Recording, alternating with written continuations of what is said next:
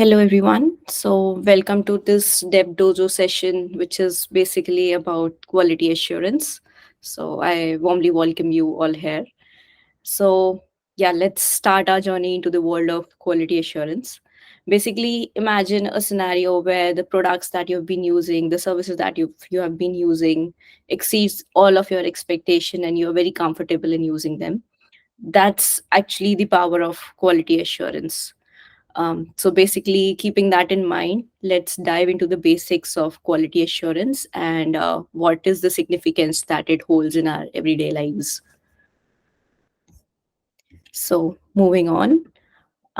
So let me start like with a bit of an introduction about myself.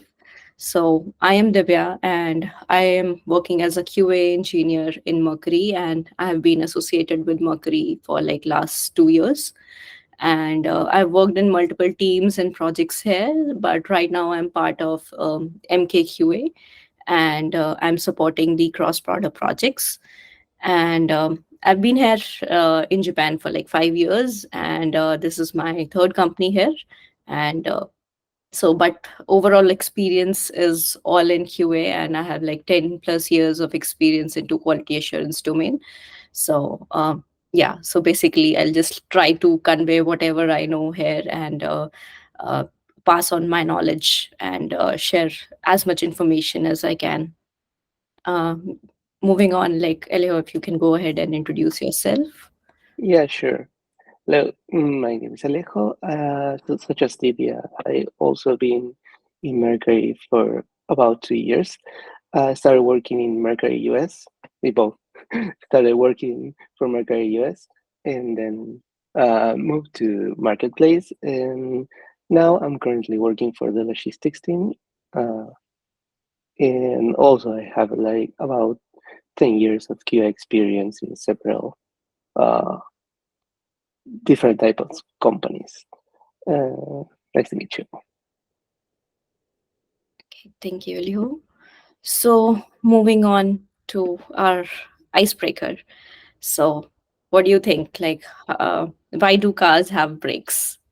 I think very basic question, and the topmost answer that pops in your mind is like it will help the car to stop or it will help the car to slow down, etc. Right? But just giving a different perspective to it altogether. So of course, like it helps in like slowing down and it helps to stop the car, but it has an interesting twist. Brakes actually makes the car go faster. Imagine if your car had no brakes, drivers would not be comfortable enough to speed up or to drive the way they want. Because of the trust they have on brakes, they feel comfortable enough to accelerate, and they are comfortable enough that they can control the car and they can stop whenever they want. So similarly, we can use this analogy and apply it to the world of software development. So think of cars as the software development process and brakes as the tests. So basically, there would be things like where you feel like, okay, tests will slow down the process because like after development you have to wait for some time for the test to complete, and altogether, like I think there's like a lot of mindset like that in the industry right away as well. But tests aren't meant to slow down things. They are actually there to speed up the process. So when you're developing a new feature or making changes to any of the code, having effective tests give you that kind of confidence that you are giving the best quality product to the users.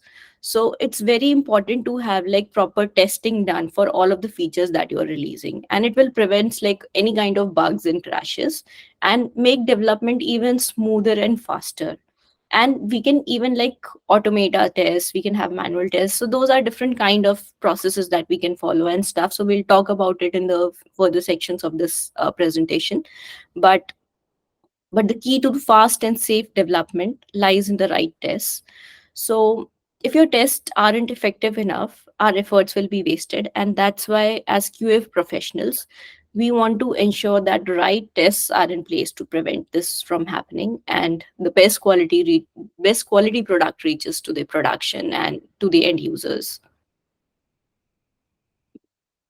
So let's talk about the agenda. So, in this meeting, we'll be discussing what is the MKQA team, what are the processes that we follow. Then we have a dev environment and production environment, but for testing, we just use the dev environment, and very few tests go to the production environment. So, what does that in dev environment looks like? And then we'll talk a bit about the release process. So in this fast paced world, we have to actually release quite often. In our case, it's like a weekly release. So releasing this big features, and with this like a product which has like millions of users, it's like a tedious process. So we'll just like give a little bit of talk around it and the automation that we have in our place right now, and then we'll have like some time slot open for Q&A. So in case you have any questions, please park them and we'll take it up later in the session. Now let's start with the QA team in MK. So MK is basically marketplace. Then comes like how do we actually collaborate with dev teams. Like I mentioned, that it's like a collaborative responsibility of every member in the team to make sure that we have like right quality product reach to the end users. But how do we help devs to collaborate with us? So in case like a lot of people might be joining here as devs, so of course this can be a very helpful thing if you can actually support and work together to ensure the quality. One is like the process improvement. We already have like a lot of processes in place, but there is always a room for everyone to actually suggest, improve, and utilize those processes. And with the processes, the things become very easy and it becomes like really fast as well, because you don't have to spend like a lot of time brainstorming and stuff like how do we do it. With the process, it's like very easy. Then we have like regression testing. So as part of development team also, you can actually suggest like, okay, if I'm working on a feature, what could be the impact areas on other features. So you can actually give your suggestions and suggest QA team, please focus on these areas. And you yourself can actually work on the areas while developing also, that I know that this can impact this thing. So I make sure that it doesn't show any impact there and functions as usual. Then review of the features specification. So I think QA and devs should be involved into the initiation of the project, like from the very beginning phase itself, so that like all the doubts and the confusions that come in, and they are very clear from the beginning. And moreover, they have like a very crisp and crisp understanding of like what needs to be developed and how it needs to be developed. Then creation and execution of test cases. Of course, like as of now, like our QA team creates the test cases and they execute the test cases, but we do share our test cases with the product teams, with the development teams for any kind of reviews, if, in case we have missed out something in the scope and stuff. So any kind of reviews for test cases are always welcome, and we actually want the reviews to come so that we can improvise on that. Then measure and visualize product quality. So we have like certain matrices in place where we can actually monitor like what is the pass percentage, traceability, etc. So we have like couple of matrices and a lot of dashboards created with us. So basically it gives a numerical value to us to analyze like how many quality issues we had, how much testing we did. So basically we can collaborate on that as well. And then we have like our end-to-end automation suite. So basically we have it for web, we have it for API, we have it for our RN app, like Android and iOS. So there are like lot of test cases which we actually write and work on, and we keep on amending that test suite. So we would definitely require developers help if they can support us adding more end-to-end test cases. And then there's like a full QA portal where all of the processes, structures, lot of how-to pages are there. In case you need more information on any of these topics, you can go ahead and please check it out. Now the team structure. So team structure is very much simple. So as you might be aware, like a team comprises of like a development engineer, then there is a QA engineer, then there are PMs, there are like products and stuff. But we all work in sync together. And QA is not a external entity. It is actually a part of part of the team itself, and they work in collaboration with each of the members. Like from the very initial phase, the QA member also interacts with the product team and the management team to get more requirements so that they can frame their test plans better, they can identify their scope better. With the development team, the QA is always in touch, like testing features, gaining more understanding of features, like even before the release, after the release.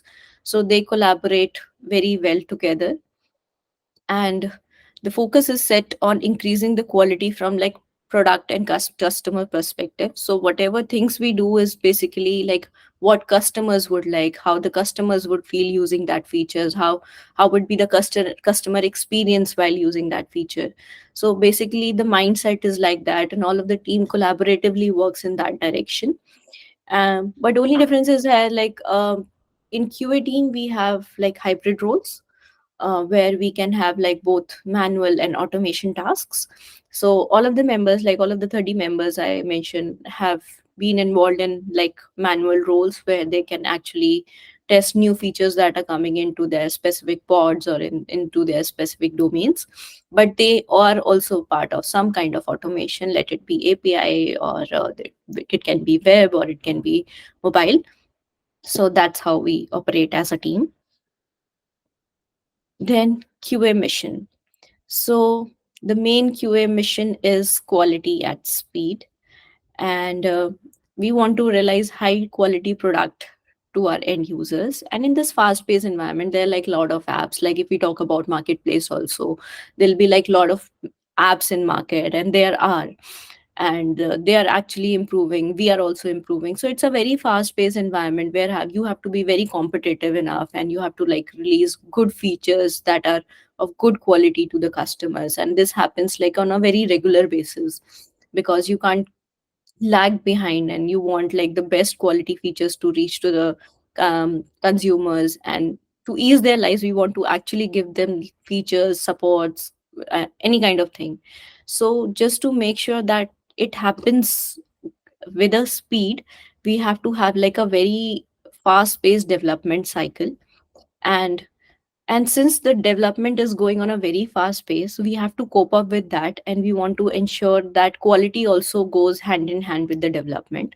So we want to ensure that, like, yeah, we have to have quality at speed, and we cannot compromise quality even if we are actually delivering it on a very fast paced environment. So quality is for our customers. Happy, satisfied customers reflects everything back to the organization. So putting quality into every aspects of services, let it be like UI, UX, security, processes, it's an important key to delivering something that the customers will love. So basically, this is a so the link you see here is an article which is being published by one of our QA managers, and it explains quality at speed in like a very detailed level. So you can actually go there and have a look at it. It's basically a very general idea how we can actually use the processes and stuff that we frame to actually attain that kind of speed without compromising the quality. Then let's go into the QA processes. So, um, so QA process is basically a model of testing. Teams have the responsibility of quality in their camps. So basically, camp is some specific domain area of the app. Let's say, like for our app, it would be like shipping, or it can be listing. So those like big areas, the pillars of the app are called as camps here. So, and here, like even dev is responsible for testing, such as unit testing or sanity checking their code merges. QA is responsible for the quality assurance of the entire product, and dev's responsibility is to create, maintain, execute tests as well. So we do create tests in advance. We do create test plans in advance, and they are sent for review to the team. Then we have to have like achieve high productivity tests, because like the tests that we write should have like a meaningful meaning to them, because like it should be a scenario that is very similar to a scenario where like customer using the app would face. So we all the tests that we write it from customer perspective, like how the customer would be feeling while using the app, and what all scenarios he can do. So We mostly focus on shift left testing, where like test early and often. A project can reduce the number of bugs and increase the quality of code if we start early, so that the cost of fixing bugs in the later development cycle is not much. So we wanted to start early, let it be like any kind of integration test or any kind of API test. If we can have like bugs in advance, it's like very beneficial. And the bugs that we find into end to end stage are very uh, very expensive to fix and very time consuming also. So for that purpose, we want to start early and find early bugs if possible. Then overview of the testing cycle and the testing process. So the testing starts from the very beginning phase of the project, where we actually collaborate with the product managers and get an understanding of what the product requirement is or what the feature requirement is. And we understand all of the technical specs. So for technical specs, we have like PRD documents, product requirement documents, where the product managers would write all of the details that a feature should have, or what are the edge cases or something like that. So all of the details are mentioned there. So as a QA, it's our responsibility to go through that spec document and make sure like all of the things that are written are very much understandable. And if we have any questions, please raise on them and get clarity on those. Then we kick off. So in kickoff, we basically create a test plan, which is a wholesome document of like what should be our scope, what should not be our scope, how do we want to proceed, what will be our test cases. So it's like a complete ledger of the full testing life cycle that we'll follow in the process. So it has like all of the information that you'll need across the testing phases. Then the development cycle, the test development cycle. So while developers are doing their development things, we can actually work on writing test cases. Those can be like either um, manual test cases, or those can be like automated test cases, and further bifurcations, they can be like end-to-end test case, there can be regression test cases. So meanwhile, we work in parallel while for creating the test cases.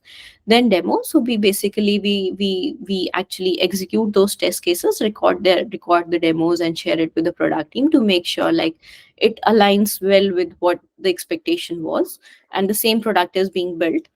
And then ship, of course, with we have like weekly releases depending on the feature is live in web or in our RN apps, iOS or Android. We ship the feature to the production. Then goals of the testing process. So I'm not sure, but like a lot of people are new here, so there's a term called as test pyramid. So, test pyramid is basically a metaphor that tells us to group software tests into a bucket of different granularities. It also gives a major idea of like how many tests should we have in each of these groups. The higher you go, the higher it takes for the execution time and the maintenance cost, and the difficulty for debugging also increases. So to help debug easier and to reduce the cost and stuff, we want to actually have like a lot of tests on the bottom of the pyramid rather than on the top of the pyramid. So basically a healthy pyramid is the one that is like lighter on top and heavier on the bottom. But in general practices where like people don't have like processes implemented or teams don't have processes implemented, it's the other way around, where the pyramid gets heavy on the top because of the lot of manual tests which are piled up for the end release of the project, and not much tests are done in the beginning. So which turns out to be very expensive and not a very effective way of doing tests. So the important thing is to make sure that all of the important tests are covered on the bottom itself. So bottom test, what does it include? It's basically the QI test, which can be done by the developers itself. Then we have like individual component test and the integration of those component tests. And then comes the APIs. Like if we have like APIs involved, then we can make sure that all of the APIs are working fine. And then on the top, we can have like end-to-end test cases. What is expected out of devs and PMs? Yeah, I think I've discussed this enough. But yeah, we want to actually collaborate on a lot of things, and we want to plan things better, consider quality product as the utmost priority, and work towards it, and support QA in all of their activities like reviewing, adding more tests, keeping track of traceabilities. Okay. And now the release process. So this graphic can be a little scary at first, but what is most important to understand is that what we have is a QA deadline, also called branch cut, that it's on Wednesday. About it's at 4 p.m. At 4 p.m. is when the build is finished, the build that is going to be released. So it needs to be a little before. So if you want to have a feature that is merged, needs to be done here before, preferably before Wednesday. What we usually do is to have it ready for Tuesday. If we don't have it ready for Tuesday, we prefer to move to the next release if possible. But by Wednesday at 4 p.m., the branch is cut, and we take that master build, and it goes to what is called a release judgment process, where we test the build. We do automation and manual testing. According to the results, if everything goes well, this is submitted to the App Store and the Play Store. And by Monday, we usually have the results, so we can release the next Tuesday. So that's the main process. So the release judgment test is run by QA. We have approximately 85% of the test cases automated. The rest is manual. There is also testing done from Merpay and Mercoin, but that is not our area. So, well, it's very important to avoid merging to release branch after the branch cut, of course, because it won't be reflected. Or if changes are requested that are very urgent, we might need to retest. So please keep this in mind.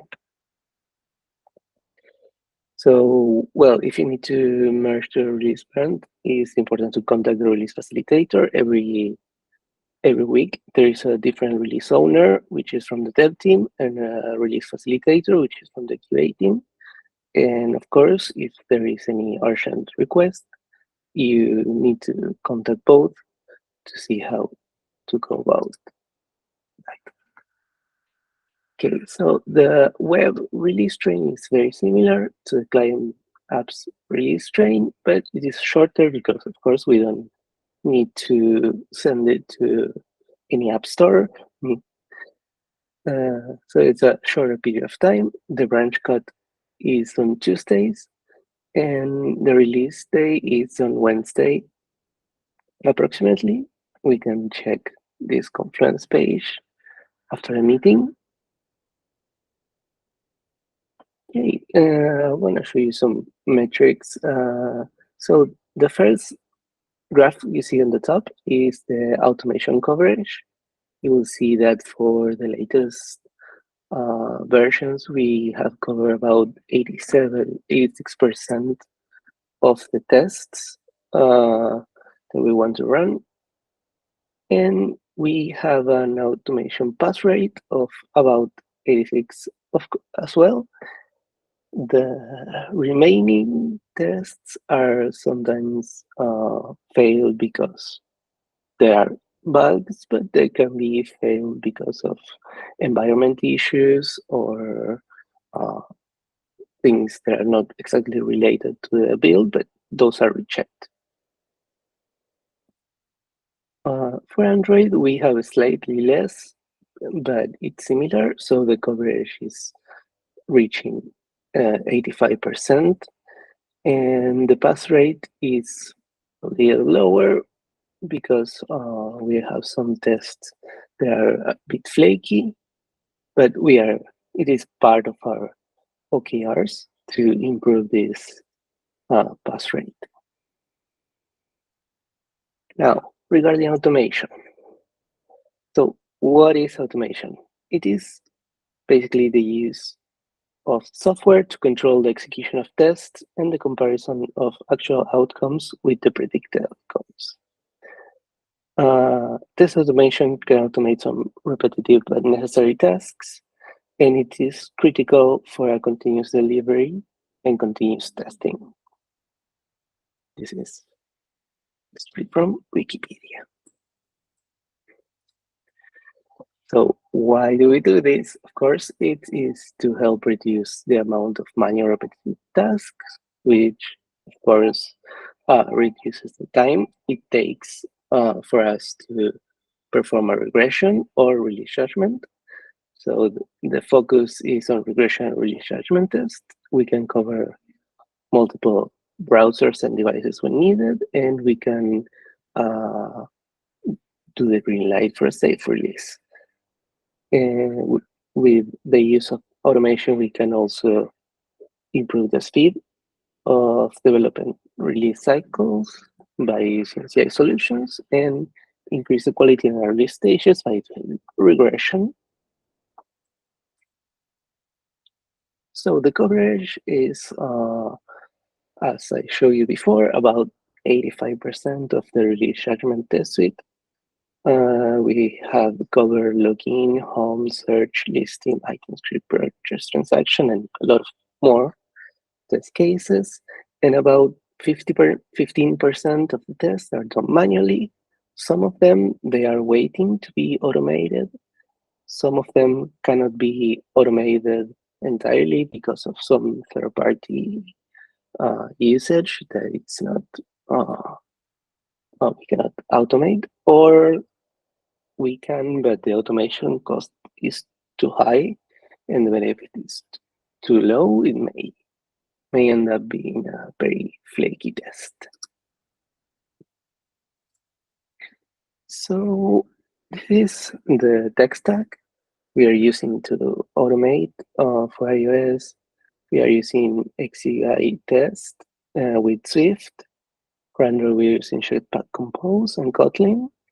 For web, we are using Playwright TypeScript, and for API, we're using Jest, also with TypeScript. So now we can do some Q&A. And also, of course, besides this, if you have a question, you can contact Divya or me later on, or just go to the MKQA team and just say whatever you want.